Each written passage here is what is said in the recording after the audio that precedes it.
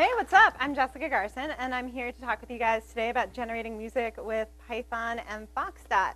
I'm real excited to be talking with you about this, and if this inspires you to create any music, please send me what you create. I love getting emails that have attachments of songs that people created and things like that, so it just makes me really excited. So if you do create anything that sounds cool or not cool, send it to me, and I'm sure I'll like it. And you can also find me on Twitter at Jessica Garson. So yeah, really excited to be here and talk with you guys. Also, if you feel like looking at these slides while I'm talking, they're available at jessicagarson.com/PyOhio. And you can find the code at github.com/Jessica Garson. And if you look under code for song, you could see the practice here too. And hopefully things will look like the practice. If not, I'll just save them and put it up later. So the way this is going to be is I'm going to write a song during this talk. It's going to be a bit of a live coded adventure, so real excited about that. And yeah, so you might be wondering, why am I here doing this? Why am I talking about this? So I sometimes go by the moniker Messica Arson. When I was in 3rd grade, we learned about arson one day, which is quite deep.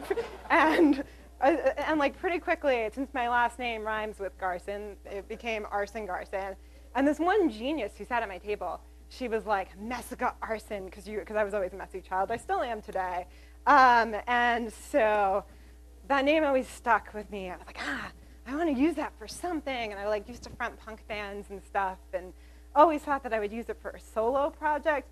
Didn't think that my solo project was going to be me writing code and sampling myself screaming. But here we are.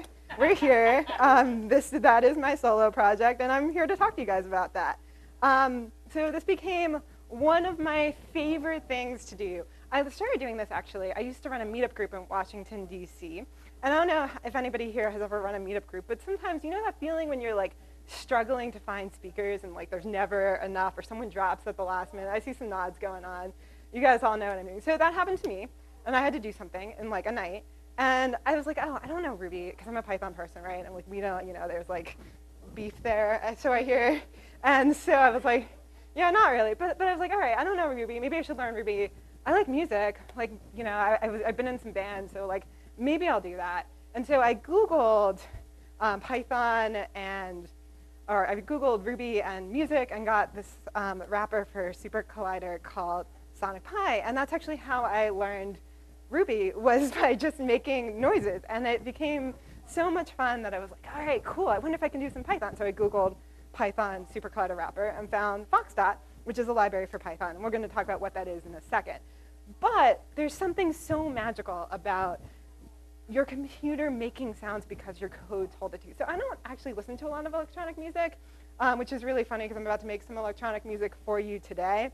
But yeah, I just really like my code making sounds. And I once built a pair of light up shoes for the same reason. I just love when things when you have that immediate stimulus and you're like, oh yeah, it did it, it worked. And so yeah, and one of the things that's been so freeing about using it in Python is that because I know the language so well, my art has kind of taken a whole new life because I was able to kind of go in and not have to worry about learning a language. I can just focus on making cool sounds, and that's something that's been really awesome. And I've been playing shows lately as Messica Arson.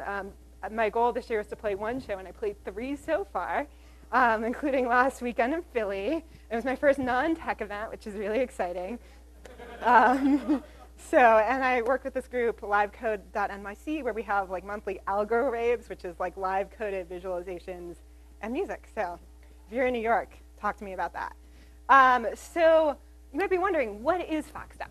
FoxDot is a library for Python, and it allows us to interact with the computer as if we were using a synthesizer. There's pre-made samples and synthesizers built in, and we could adjust it all programmatically using Python.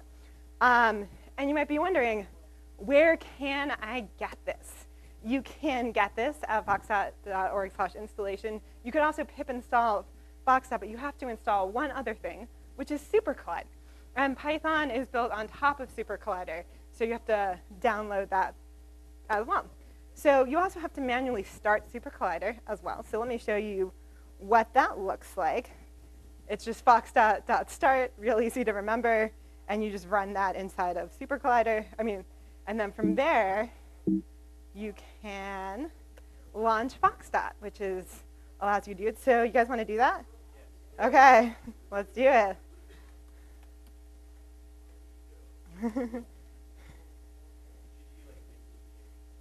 Yeah, mic drop.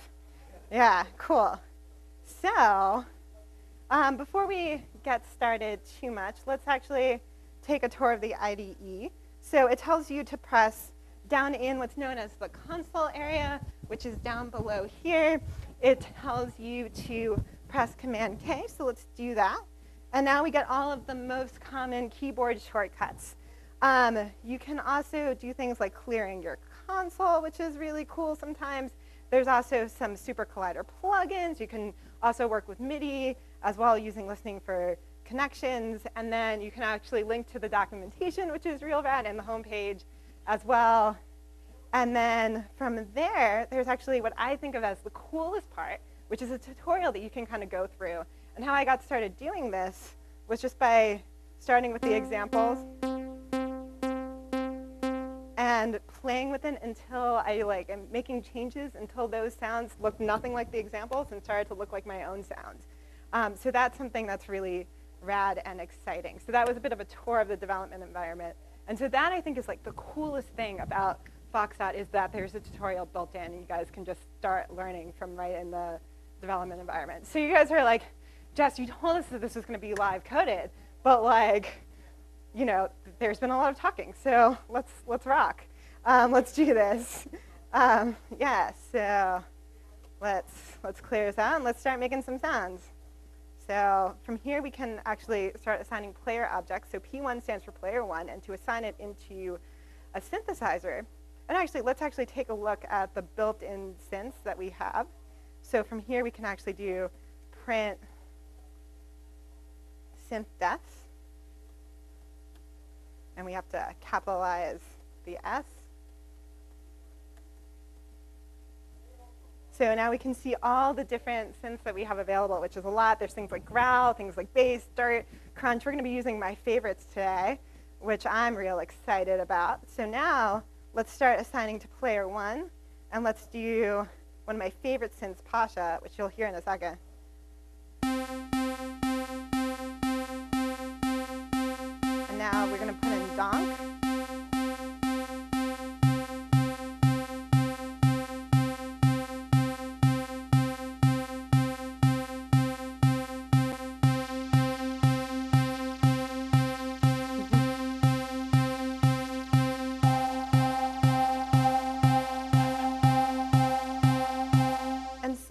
What we can do is we can actually put in some bass. So to keep track of it, let's start with B1. And so from here, let's add in some bass.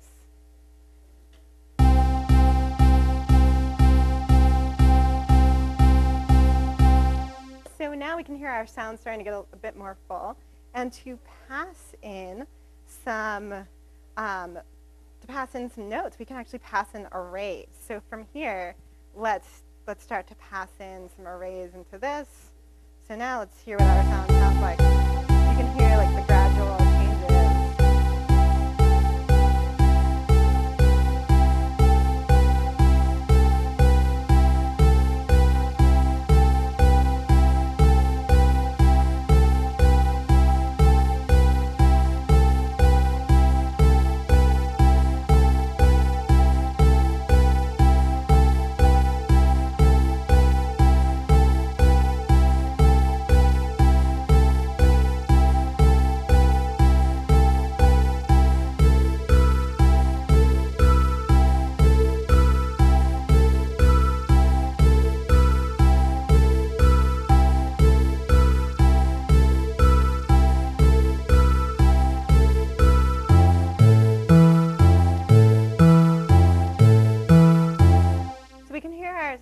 Start to change as we introduce notes in there.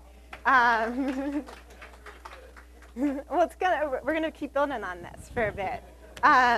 So from here, now we can actually start to kind of work with some effects. So I'm going to kind of talk through all the different effects that I'm going to use, and then I'm going to go and add it in. So from here, what we can do is we can adjust the attack, which is the portion of the envelope that represents the time taken for the amplitude to reach the maximum level. So it's basically the initial buildup of sound. And then from there, we can also adjust the amp, which is the loudness of the sound. I personally like loudness a lot, so we're gonna play with that a bit. We're also gonna adjust the compression, which basically it lessens the dynamic range between the loudest and the quietest. So it basically lets our sounds sound more compressed, basically. And then panning is the distribution between the speakers, so that's always fun to play with. And then the decay is the progressive reduction in the amplitude of a sound, which is quite fun. And then one of my favorite tricks to do is, so when I scream, it's real squeaky, and you'll hear it in a minute or two, maybe like 5 minutes. But from there, what I like to do is I like to sample myself screaming and then adjust the rate so that it's 0.05, which takes the rate of playback to 0.05. And therefore, my voice sounds really deep and creepy, and it's super fun. So I like to play with that a lot. So now let's actually go into our code and actually start to adjust some levels of things. You guys ready? All right, let's do it. I'll answer at the end all questions.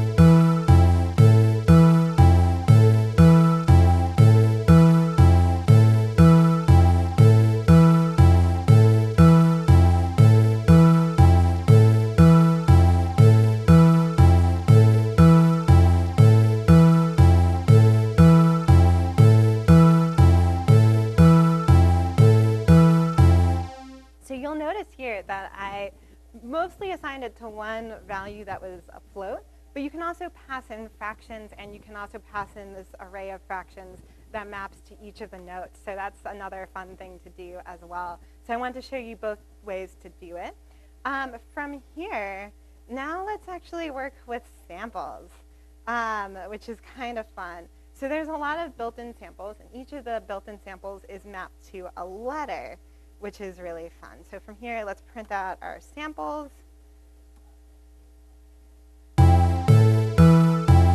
And so we can actually take a look in here of all the different samples we have. We have metal, we have some different things. We have cowbell, we have lots of different things that are pre-recorded in for us.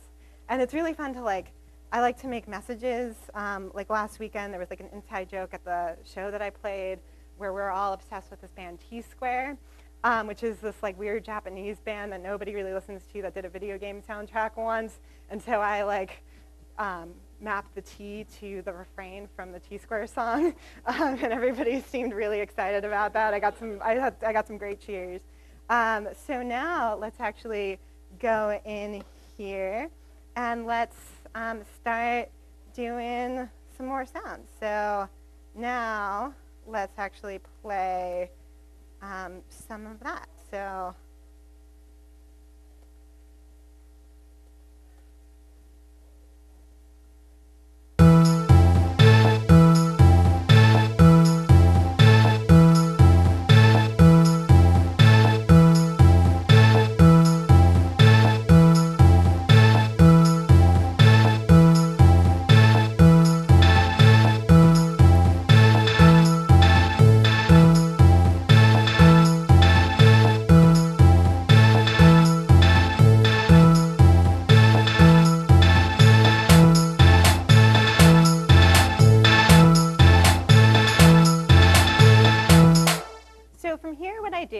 I actually went and I played some of those sounds that were pre-made, and I matched them to a pattern. And then I was able to use some of the attributes for patterns, which my favorite two are bubble and Eamon. Eamon makes this breakbeats sounding thing, and bubble makes this weird bubbly weirdness thing with the sounds that are being made.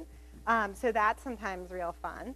And then you can also use pre-made samples. So I've mapped my C key to be myself screaming, which is fun. So I can play, let's play Cars, and you'll hear what that sounds like. And that's enough of that.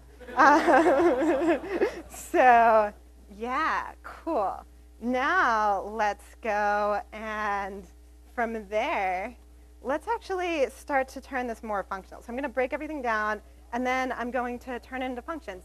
One night when I was performing a show, I was teaching my students about functions. And I was like, it'd be cool to write line by line by line and then do functions. So I kind of started doing that in shows, and it works really well. So I'm going to do it for you guys for the last few minutes, and then I'm going to wrap up. So let's make some noise. And if you guys want to dance, I called this dance party in my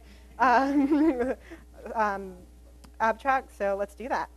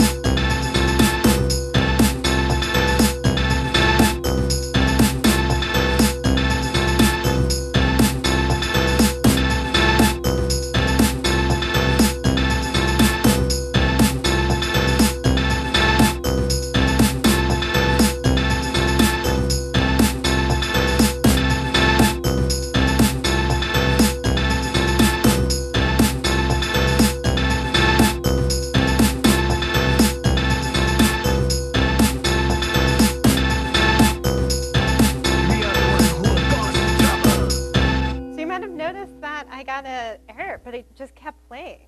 That's one of my favorite things about FoxDot, is that it keeps playing even when you make a mistake, which I really wish happened in real life for like everything. So you can figure out exactly, like there's an unexpected indent, but it kept playing and it kept working. And like that's something that's like really rad, and it's one of my favorite things.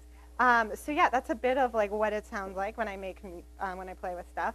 I also had some samples in there, and there were two different ways. I mapped to a letter, and then I also mapped to a file as well. And so if you open up, how I map my C key to be me screaming was if you open up the samples file and you see it's XXX, which is just a file of me screaming, that's there, which is something that's really rad as well.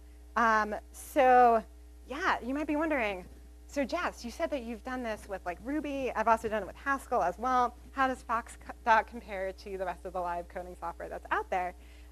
It's actually really fun to like play with. One of the things I do wish is that there was a way to record, because I would have liked to record all that so that like, and there are ways to record. I'm probably going to record a song for you guys later of the code I wrote for this, but I'm put it up on my Bandcamp and tweet about it. But yeah, you know, I really wish that that happened. But other than that, you know, it's really fun, and I feel like you can make the most robust sounds with the least amount of code with FoxDot. So that's something that's really fun as well.